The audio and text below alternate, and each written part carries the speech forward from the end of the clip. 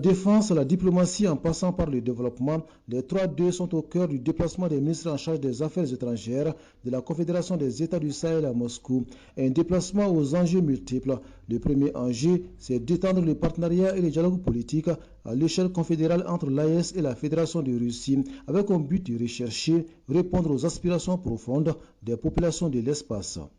Depuis la mise en place de la Confédération des États du Sahel, il y a un autre cadre d'échange et de collaboration qui s'est établi. Aujourd'hui, nous sommes ici dans le cadre de discussions, de consultations entre l'entité AES et la Fédération de Russie pour pouvoir regarder ensemble comment établir et définir des relations de partenariat, des relations de coopération entre l'entité AES et la Fédération de Russie, d'abord sur les questions de paix et de sécurité, pour pouvoir nous aider à asseoir la souveraineté de nos pays sur nos espaces et ramener la paix et la stabilité, mais aussi envisager ensemble des actions qui touchent aux enjeux géopolitiques au plan international pour pouvoir travailler à renforcer nos soutiens mutuels, mais aussi voir ce qui peut être fait dans le domaine du développement. Nous nous réjouissons dans ce cadre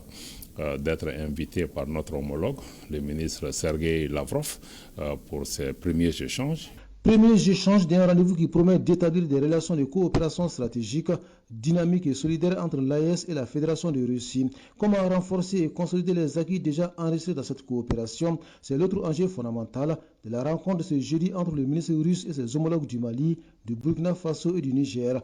Trois pays, un destin commun, un partenaire privilégié, la Russie qui leur apporte aujourd'hui un soutien de taille pour restaurer la sécurité.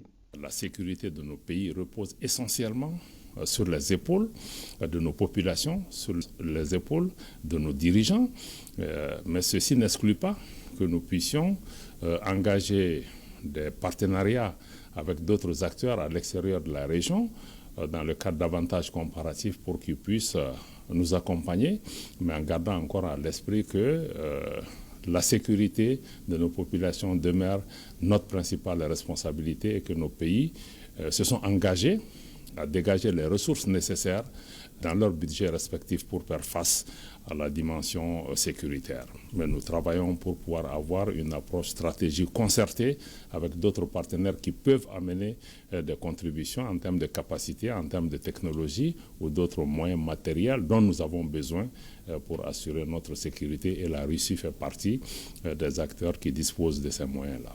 Des moyens russes déjà utilisés par les trois pays ont contribué à changer les rapports de force sur le terrain. Preuve, la posture offensive actuelle des différentes armées qui évoluent en toute autonomie sous le cadre des opérations sans l'appui extérieur.